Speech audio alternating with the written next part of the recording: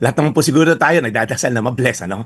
Well, focus lang tayo muna sa financial blessing. Kapag may bonus tayo or extra, ano ba unang pumapasok sa isip natin, right? Minsan, ako parang gadget upgrade o may latest na gadget na gustong bilhin. Iba travel, shopping, wala masama doon. Pinaghirapan mo yun or na-receive mo yun eh. Pero minsan nakalimutan po natin, ba't kaya tayo pinagpapala ng Diyos ng sobra, no? Because blessing is not just provision.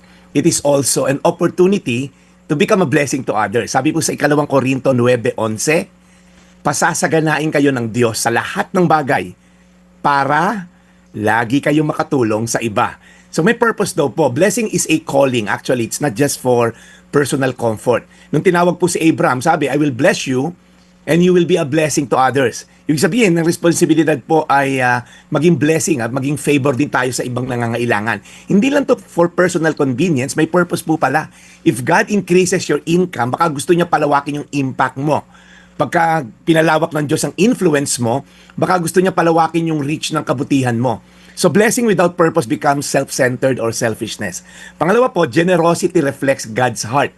Alam niyo po sa John 3:16, ang famous verse, for God so loved the world that He gave. So, you can always give without loving. Pero you cannot love without giving. So, God's nature is generous. When we bless others, nagmi-mirror po tayo ng character ng Diyos. Hindi lang naman sa pera yan, ano? It can be a blessing po in terms of encouragement, forgiveness, yung time nyo, yung wisdom, opportunity. So, maaaring hindi ka mayaman financially, but if you can give hope, actually, you are blessed. You don't have to have everything to bless someone. The more you release, lastly, the more God can entrust you. Sabi po sa Biblia, those who are faithful with little, ay i-entrust daw with more. So, kung hindi ka faithful sa piso, ba't ka i-entrust ng 10 piso? Kung hindi ka faithful sa 10 piso, ba't kayo interest na 100 ng Diyos? So, open hands, receive more.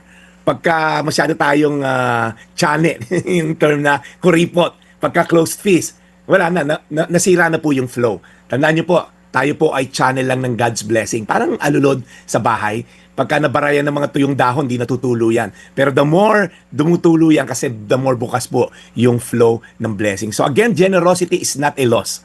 It is alignment with God's purpose and God's will. So tanungin natin sarili natin before tayo magdasal. Sino ang pwede kong i-bless ngayong linggo na to? Kung may extra akong isang sardinas, sino pwede kong pagbigyan? Yung gwardiya ba dyan sa village nyo? May blessing ba akong hinahawakan na dapat ko nang i-release? Magandang tanong din yan, ano? So kung titingnan ni Lord yung buhay ko, channel ba ako o container lang ng blessing? Mga tanong lang po na dapat natin pag-isipan. So ulitin ko po, ikalawang Korinto 9:11, pasasaganain kayo ng Diyos sa lahat ng bagay para lagi kayong makatulong sa iba. Tayo manalangin. Panginoon, salamat po dahil may purpose ang pagiging blessed. In fact, Lord, isa sa mga pinakamalungkot na tao ay mga taong ganid, mga taong greedy, mga taong pangsariling kapakanan lang ang iniintindi. Napakalungkot ng buhay nila because they will never have enough. They will never have contentment because lagi nila iniisip, baka maubos, baka maubos. Although milyon-milyon ng pera sa bangko, parang hindi nila maisip pagka nabawasan ito. So Lord, tulungan mo kami, Lord, na in small ways, kahit kami hindi mayayamang tao, paano ba kami makatulong in terms of encouragement, maybe yung ang oras namin, maybe a listening ear, makinig lang kami sa mga taong nangangailangan ng kausap.